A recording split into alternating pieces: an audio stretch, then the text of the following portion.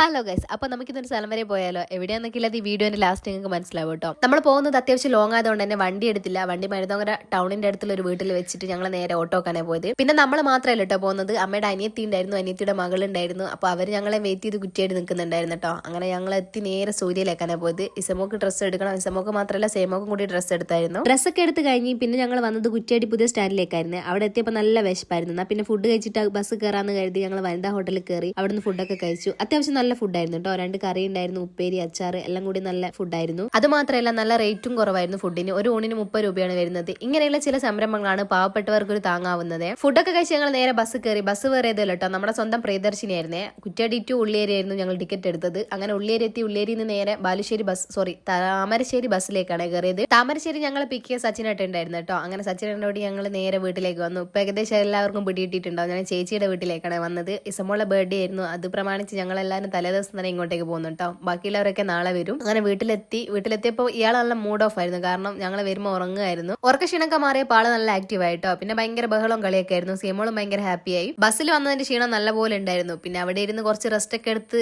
ഡ്രസ്സൊക്കെ മാറ്റി ഞങ്ങൾ ചായ കുടിക്കാനിരുന്നു. ചായക്ക് സ്പെഷ്യലായിട്ട് പൊറോട്ട ഉണ്ടായിരുന്നു, പിന്നെ ബ്രെഡ്, ചിക്കൻ കറി അതൊക്കെ കൂട്ടി ചായയൊക്കെ കുടിച്ച് ഞങ്ങൾ അവിടെ ഇങ്ങനെ ഇരുന്ന് കഥ പറയായിരുന്നേ. കുറച്ച് സമയം കഴിഞ്ഞപ്പോൾ അമ്മയും ബിന്ദുച്ചും കിച്ചണിലേക്ക് പോയി. അവർക്ക് എന്തൊക്കെയോ പണി ഉണ്ടായിരുന്നു. പിന്നെ ഞാനും ഇസമോളും കൂടി കുറച്ച് ഫോട്ടോസും വീഡിയോസ് ഒക്കെ എടുത്തു. ആൾക്ക് ഭയങ്കര സന്തോഷമായിരുന്നു കേട്ടോ. ഞങ്ങൾ വന്നത് പാവം ഒറ്റയ്ക്ക് ഇങ്ങനെ കളിക്കല്ലേ. അപ്പൊ ഒരു കൂട്ട് കിട്ടിയപ്പോൾ അതിൻ്റെതായ സന്തോഷം അവളെ ഫേസിലുണ്ടായിരുന്നേ. അപ്പോൾ ഇന്നത്തെ വീഡിയോ അത്രയേ ഉള്ളൂ. വീഡിയോ ഇഷ്ടമായാൽ ലൈക്ക് ചെയ്യാനും ഫോളോ ചെയ്യാനും മറക്കല്ലേ. മറ്റൊരു വീഡിയോ ആയിട്ട് കാണുമ്പോൾ ടാറ്റാ.